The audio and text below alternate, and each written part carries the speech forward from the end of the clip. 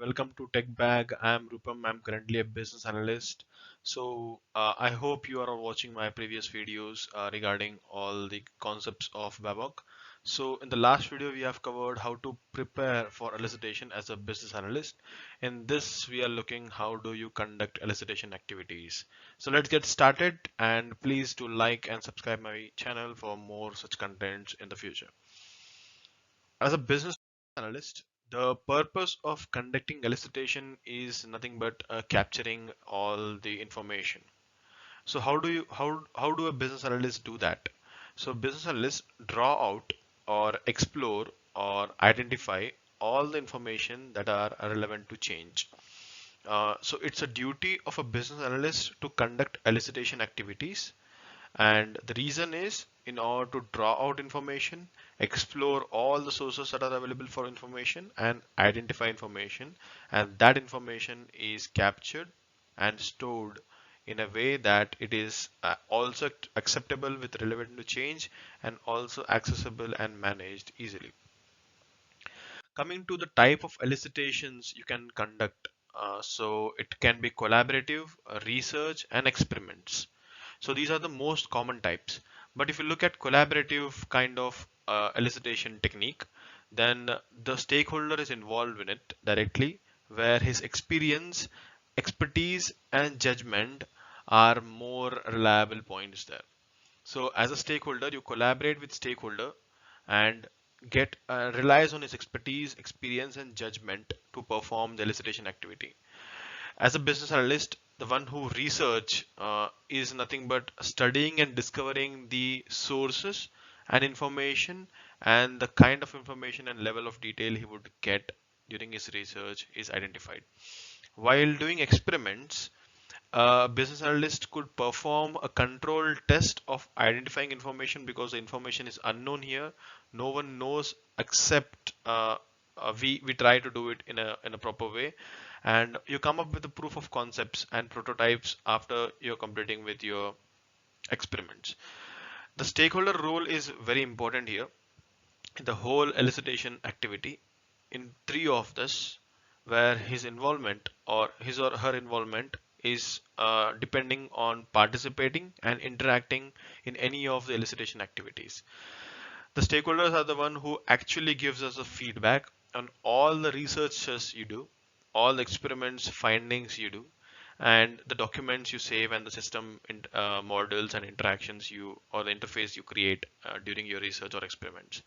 So a stakeholder is an advocate for all your research and experiments, and he must be involved or participate in all the elicitation activities. Coming to the input to your conducting elicitation activity, as a BA, you would first prepare for elicitation, right? Which we have looked in our previous video. After preparing for elicitation, you come up with a plan. That plan is considered as an input to conducting elicitation activities. That plans holds or includes all the elicitation activities that I need to perform, the techniques that I'm using to perform this elicitation activities, or technique that is used to conduct this elicitation activities, the logistics I'll be using, and the date, time, location, resources, what all things that are situated or associated with the plan is what I am looking as an input to conduct the elicitation activities. So moving forward to elements. So the element helps a business analyst to perform the conducting elicitation activities in a proper way. So while conducting elicitation activities, a BA must be having two things in mind. One, he need to guide the elicitation activities, and the second thing, he need to capture the elicitation activities. So in order to guide the elicitation activities, he probably look at the goals and agenda of what I am looking for today. What is my level of details I wanted to ask the stakeholders? What is my scope, and what would be my outcome look like? And what kind of information I'm storing? Then the three things he asks to any of the stakeholder or anyone within that particular elicitation activity is who provide the information, who is the one who will be providing us the information, who will use that information. The one who is providing is a provider, but who will be using that information in day-to-day activity, and how will they use that information? What is the level of detail they are looking in that information? That is all being asked and guided. You need to be aware of this thing. Simultaneously, you record them or you store them so that you can use that information later in different tasks when you work on.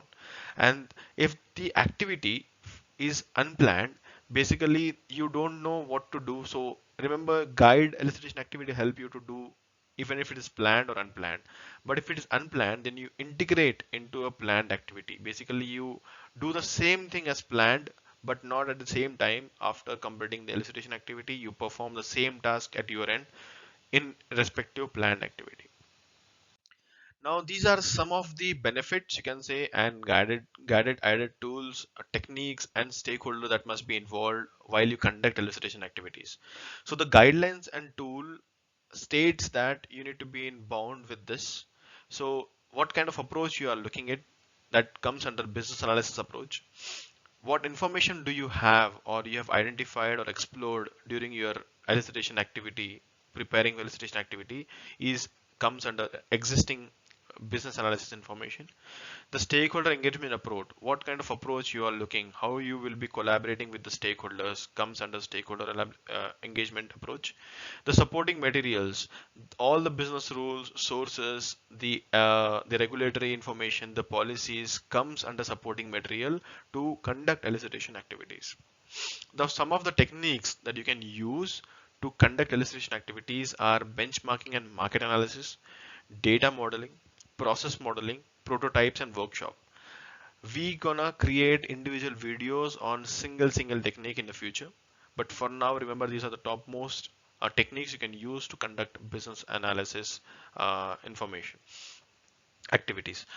The stakeholders, as a BA, you would be involved during conducting elicitation activities is the customers to get all the information you need, the end users how they want the information to be provided, the implementation subject matter expert how will the data be brought into our systems, the sponsors is the one who actually approves what kind of elicitation activity you're going to do with having the existing prepare elicitation plan, right? So he is the one who would approve that, and any stakeholder that is directly or indirectly involved or participating in all the elicitation activities must be considered here. So all the stakeholders must be included during conducting business analysis elicitation activity. The output, when you conduct elicitation activity, you will get results of what have you captured, but that is not confirmed yet. That's the reason it's called elicitation results unconfirmed. That means there is one more step left for elicitation, that is confirming result, that will be coming in the next video. So you started with prepare elicitation, then you have conducted the elicitation. After conducting the elicitation, you got some results, and that results is actually the captured information which you have done in your elements, and that information need to be verified by the stakeholders. In the next session we can look that in detail.